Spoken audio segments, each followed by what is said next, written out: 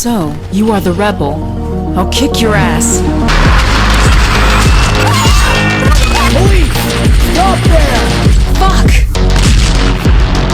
System reboot started. Kill them all! What the fuck is happening? Those bastards! Let's take the briefcase.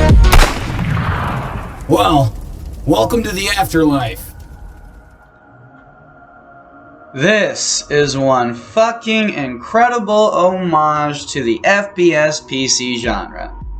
Think mixing a bit of 3D Realm stuff, Duke Nukem, Shadow Warrior, and the new Ion Fury, with the exploration, interaction, and platforming of games like Half-Life, Undying, and Sin. But all with modern visuals and gameplay mechanics. One person made this game, BT dubs. Yeah, kinda important.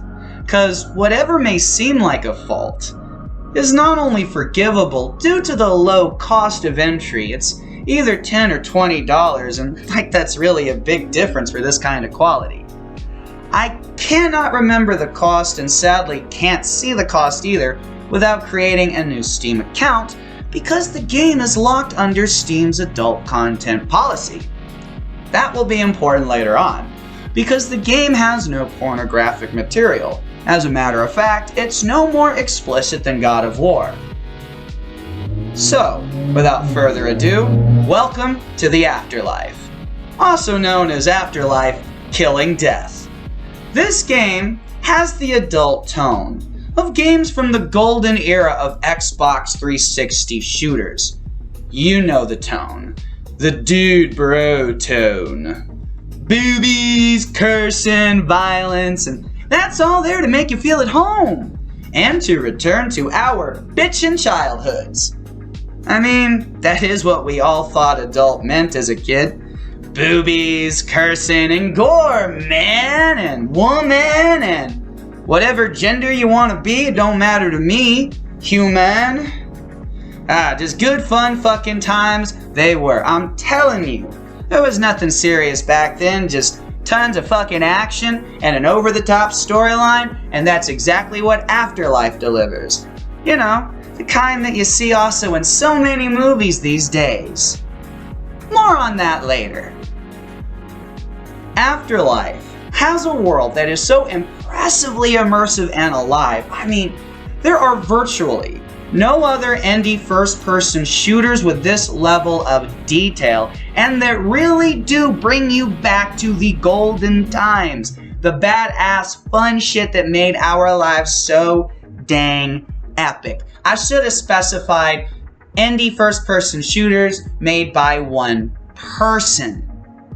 But with that being said, we all know that there's quite a few indie first-person shooters out there that just are sadly not up to par. And most of those that really are the worst of the worst just have no passion and no creativity that were put into those things. But there are a ton on Steam that have a great amount of passion into them, but I've never seen anything like this before.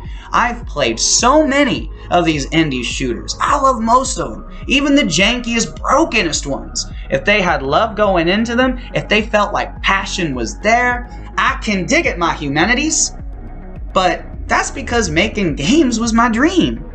I gave that up because I love spreading the passion about gaming through reviews.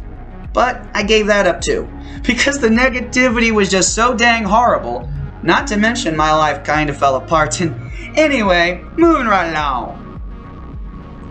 I can't get over the level of passion that is present in Afterlife. This is without a doubt the game that I would have made if I could have, and I have the passion for it, but this is fucking mind-melting. And it's just unlike all those other one-person indie shooters, and again, no disrespect, but this one's a full-fledged 5+ hour, near AAA kind of experience. It's just a teensy-weeny bit rough around the edges and just a couple of little itty-bitty places, and I mean, we'll talk about that in just a little bit. But first of all, can we just talk about the fact that this game has freaking voice acting, pretty solid voice acting too, a fully fleshed out, interesting, funny, compelling, and exciting narrative with a fully realized game world that feels alive and one that is by no means small. But that's just the tip of the dick compared to how polished the game is. I can't go on and on. I have to go on and on about it. I gotta.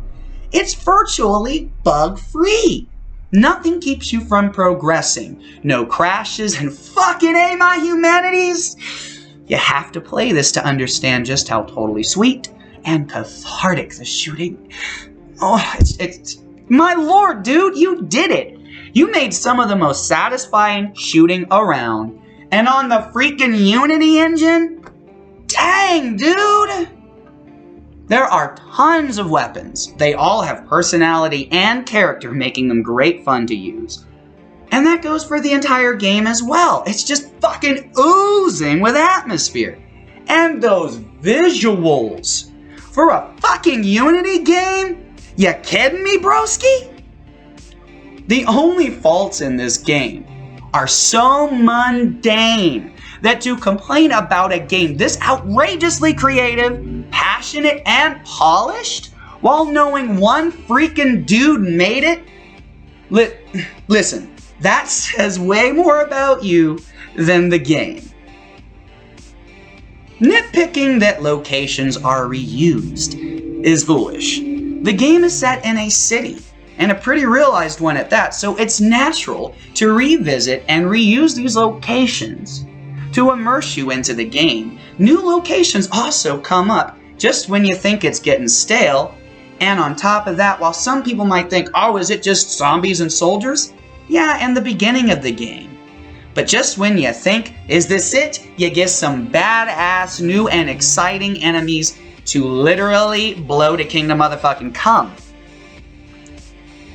The game only gets better the more it goes.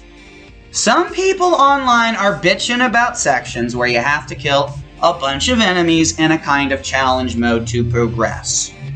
The game respawns you 4 seconds after death. You legit have no reason to complain.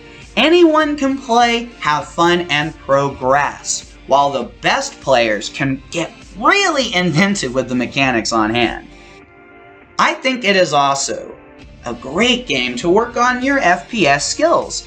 The enemies and balancing really let you hone your aim and your movement abilities. Yeah, you're gonna be shooting like a billion baddies, and there is a section where you have to dispatch like 500 zombies to progress. Oh my goodness, and somewhere you're gonna have to kill 50 demons to progress. These sections are tons of fun because why else are you here? To freaking shoot the fuck out of every evil-doing motherfucking sumbitch you see! Anyone complaining about this game has other motives, and if you spend time on Steam, you will understand that there is something fishy going on here, and it's not coming from a Kardashian's bedroom. See, anytime a really amazing indie game comes along, the entirety of YouTube's gaming reviewers seek to destroy all but the most perfect specimens. And that has more to do with the fact that if a game is really that good, we would notice the blatant lies right away and call bullshit. But it's not just YouTubers and normal gaming critics. It's random people all over Steam and just random people seemingly everywhere. But most of all on Steam. Take Vicewave 1984 for example. This is a polished game that may have an incomplete story, but hours upon hours of amazing content that is more fun than anything Rockstar has done in years. And I say that as a person who really did enjoy the new GTA remakes, as wonky and lacking as they could be. It was still a magical experience, but I admit it was lacking in places.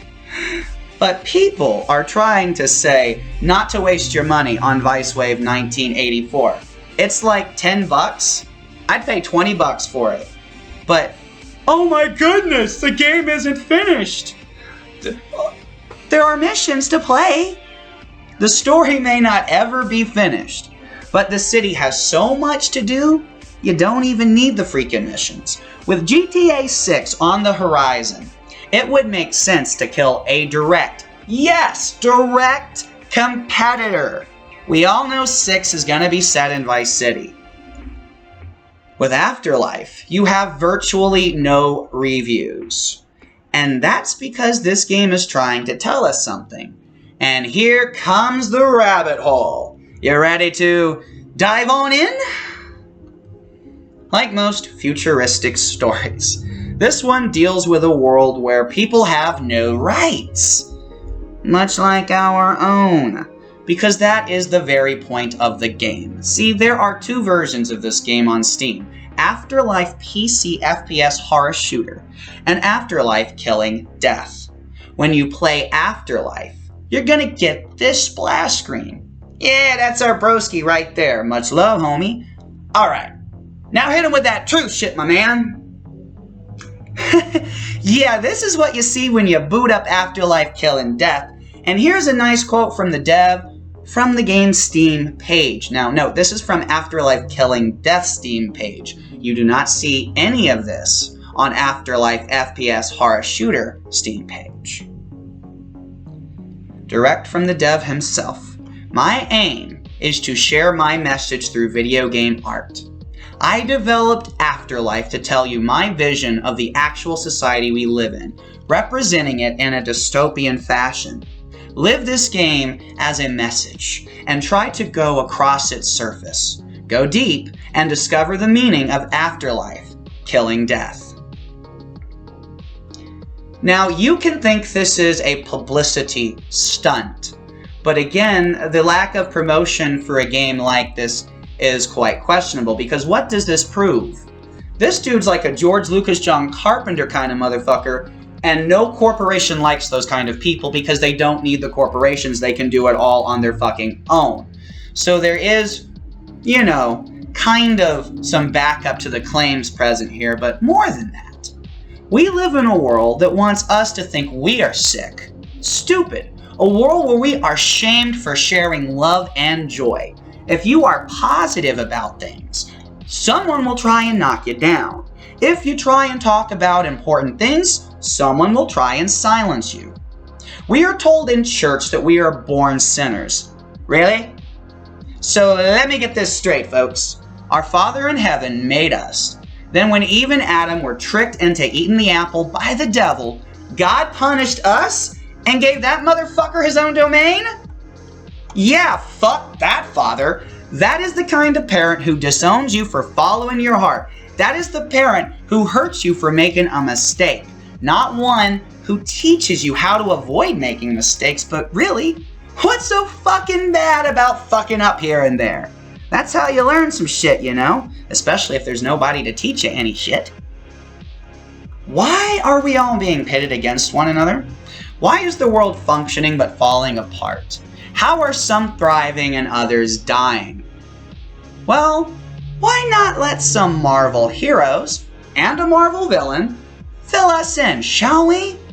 Or, for the sake of getting it, we're going to need to replace Hydra with Nazi and S.H.I.E.L.D. with CIA. There you go. Now open your mind, because Operation Paperclip is real, and this is the tip of my shillelagh. You are standing in my brain. How did you get here? Invited.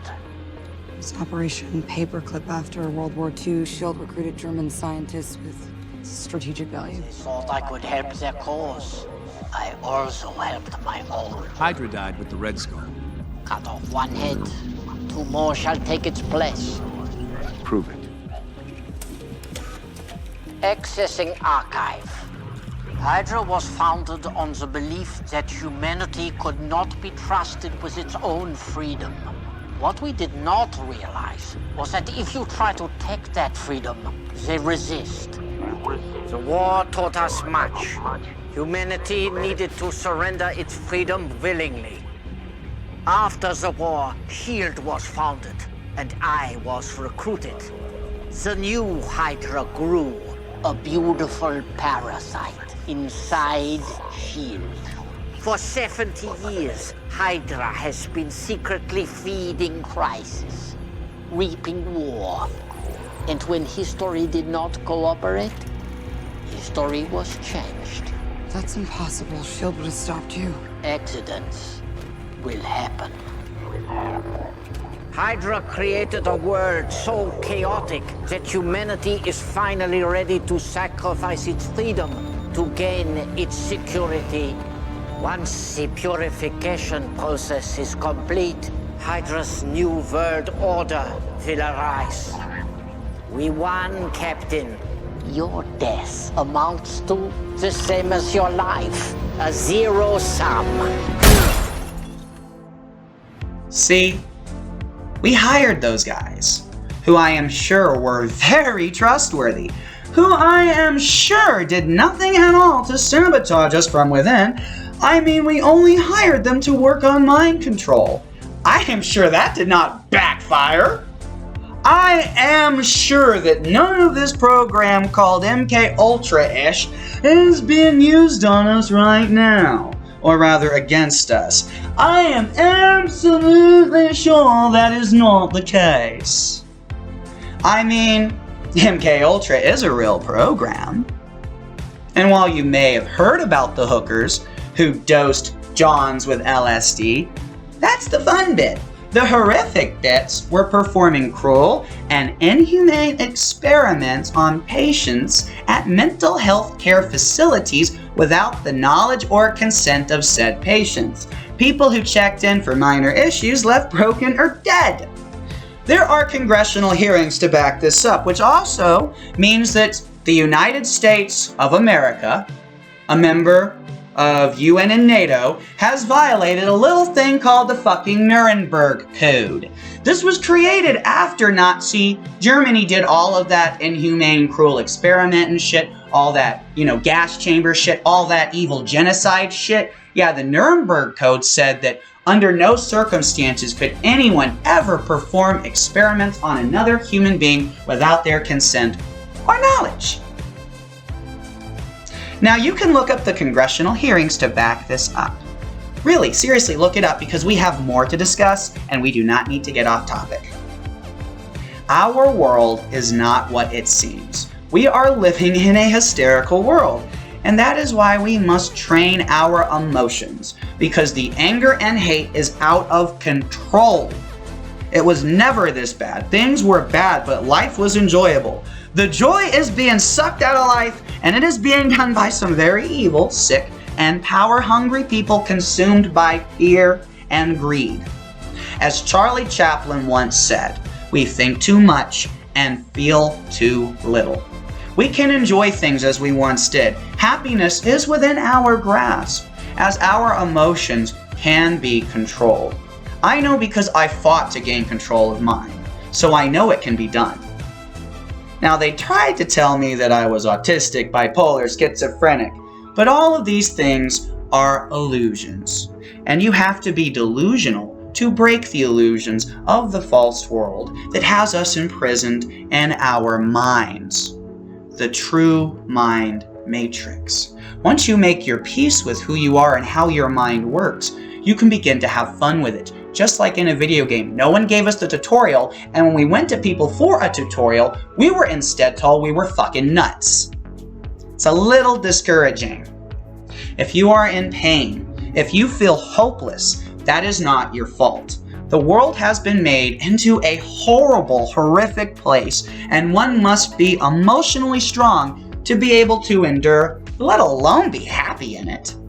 No one taught us how to be emotionally strong. Our parents were supposed to, but most either did not know or just did not give a shit. Of course, this is the fault of whoever runs our society at a leadership level. We have all been failed. Jobless, homeless, kids starving and being abused. These are facts of our society. Yeah, we can help to a degree, but why is it left solely to us? Why are the leaders failing to lead? We know the answer. This is why we are so angry, depressed, and hopeless. We know they do not care. We know both sides are playing us, pitting us against each other. So we keep thinking one side, they might just save us. But there's nothing being done at a political level in this country that makes that make sense. The failures on each side, the failures of leadership in total throughout this country's pretty much fucking history, the fact that we could not create a free, prosperous society, the fact that it is filled with this much suffering, it's staggering. And it's not impossible to fix these things. But they have us locked in the divided battle. So we never see that they never wanted to fix shit in the first place. Everything has always been this way. Do you not realize it?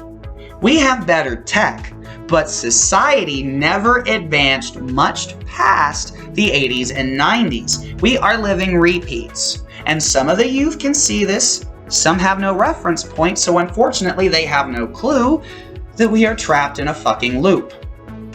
So in conclusion, play Afterlife if you love epic PC first-person shooters. Free your mind and soul. Realize, if we are here, then there is hope. If we have knowledge, then we have power. And if we have self-control, they can never make us hurt ourselves or anyone else. Next week, we will discuss how to live in a hysterical world. Later days, my Ohana. I love you all. And remember, if you feel unloved, forgotten, and left behind, then you just have not found your Ohana yet. But you're here now. Welcome. I love you. And I wish I could do more for you. However, that's why I'm here.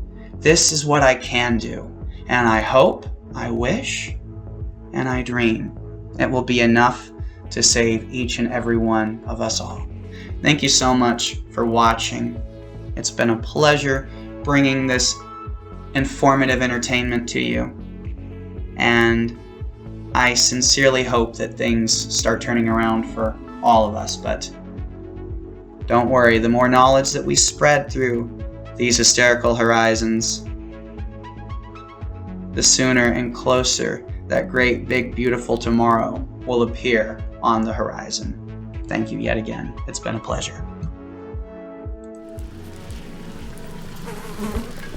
I know you want to get to Big Papa, but you can't get through the gap. There's a secret passage, but you don't know where it is. You know, information comes with a price. Win my challenge, and I'll tell you how to get it. No colorful pills. They are no longer in fashion. Take this cyberware and paint the town red.